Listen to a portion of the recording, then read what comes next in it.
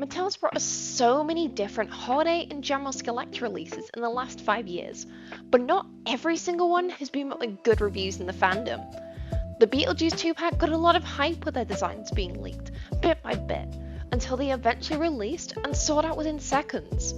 With this being Mattel's third horror Skullector release, they realized they can make a profit with more collaborations related to horror media and not just focusing on Monster High dolls. In 2024 alone, we got a total of 7 non-Monster High doll releases for the Skullector line, with the first 2 only being spaced out by a single month.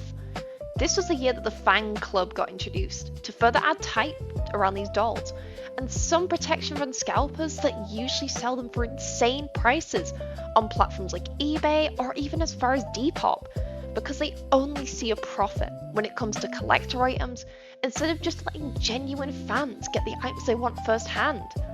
As you can see visually though, they continue to just go downhill with the excessive use of plastic accessories and boring simple patterns that just made the dolls appear more like playline than an actual collector's item, especially with the Hocus Pocus 3-pack. And they just seem to be jumping on the Squid Game hype with this doll release, which seems to just be an odd addition to the lineup of collector dolls that they have. Sure, it's got plenty of dark themes in the show, but it stands out against horror classic dolls with bright colours, and I understand it's got a fair following in the last few years, but it can't compare to something like the iconic Elvira doll, who's a massive staple in horror media.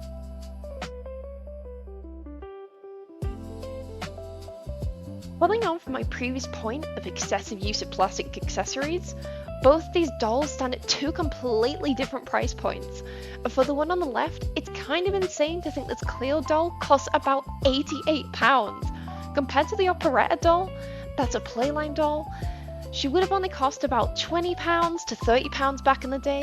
And in terms of quality, a bodysuit with plastic accessories just isn't enough to justify this high price point for a collector doll like this. Mattel is really focused on giving back to original G1 fans, but with the hate that surrounded G2 and now unfortunately G3, I can completely understand why they don't want to take a risk. And from a marketing point of view, there are so many collector dolls being pushed out with the G1 body type, and it's both a case of nostalgia marketing along with how popular G1 is and was back in the day. Although they did try using a G3 body type for a new collector doll, and the only one so far that I know of has been the Catty Noir Fang Vote doll, which in my opinion is on the same level of standards as the original G1 collector dolls they've been releasing. I think this Catty Noir doll though is proof that you can make a good looking doll where it doesn't have to have a load of plastic accessories just slapped wherever they feel like, but instead it actually adds to the look of the doll, and without the plastic it would kill the outfit. But again, it's a constant design choice from Mattel, just using bodysuits and a few plastic accessories. It just doesn't add up to the price. Mattel introduced the Fang Vote concept, which allowed fans to vote for different features of a doll that would eventually be made.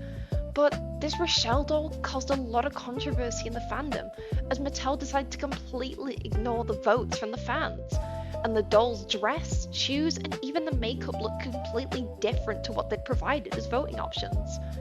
And what won the fan votes?